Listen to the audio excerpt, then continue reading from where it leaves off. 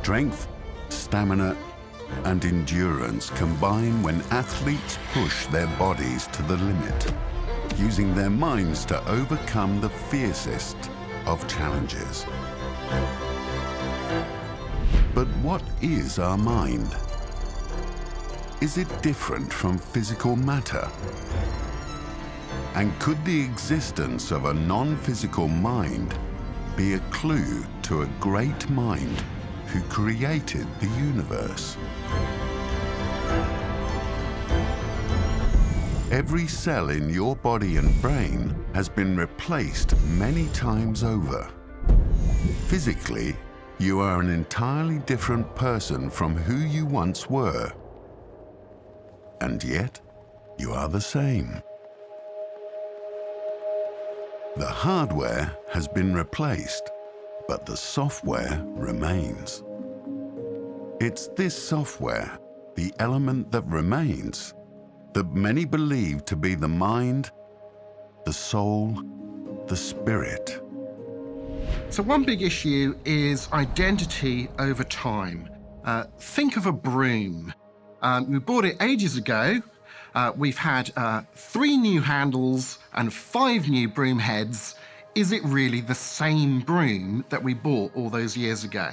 Well, it would seem to be that the answer to that is no, because none of the matter in the broom we have now is the same as the matter in the original broom that we bought. But apply that to a person, and apply that to holding someone morally responsible for something. Think of putting on trial a really elderly guy, a German who was a guard at Auschwitz back in the day.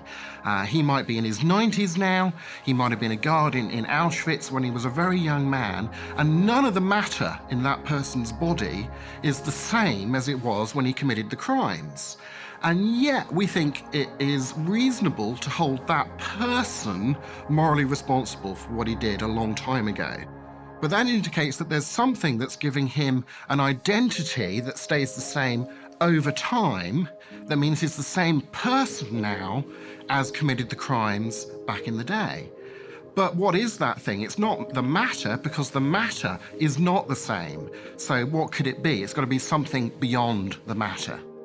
We have to get over the idea that there is some, as I say, wonder tissue in us that isn't in other living things or isn't in non-living things. That is, I think, that's foolish and romantic. It's just amazing what you can do with protein networks, for instance. And it's amazing what you can do with armies of single cells, like neurons. And that's what we are. We're a trillion agent army of little robotic cells, and put it all together and you've got a conscious agent, if you put it together right.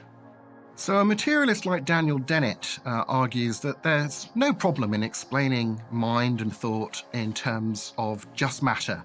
And he'll say, well, think of a computer or a calculator. You punch in certain symbolic representations to it, 2 + 2 =, and then using the laws of physics, that calculator gives you the true answer for. Well, I think there are a couple of problems with this defense of materialism. Number one would be that he's just assuming that the people who construct the calculator are nothing but matter. And that's the very point at issue. Maybe it takes people with minds that are more than matter to be able to construct material things that can incarnate that way of thinking that comes from mind.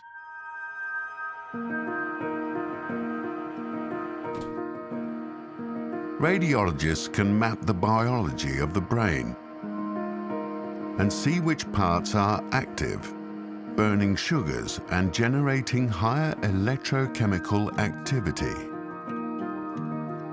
But that's not all the same as knowing what the person is thinking or feeling or intending. So maybe we're more than physical.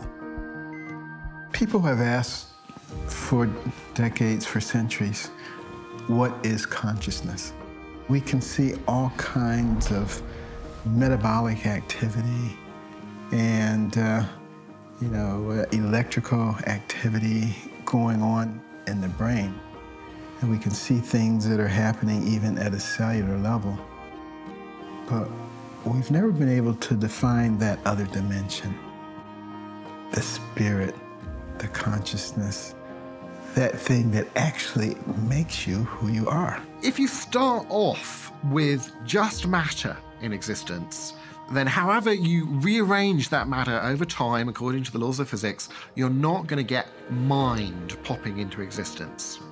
But it seems clear that we do have minds that are distinct from just the material world. So how do you explain the existence of such a thing? You can't explain it in terms of just the material world, so you've got to bring in something beyond the material world, something immaterial. Indeed, a worldview that said in the beginning was mind, like the mind of God, would be a worldview in which finite minds here and now were totally at home. If consciousness arose by chance in one tiny part of a giant cosmos made of unconscious matter, if it's just atoms bouncing around, why would we trust it?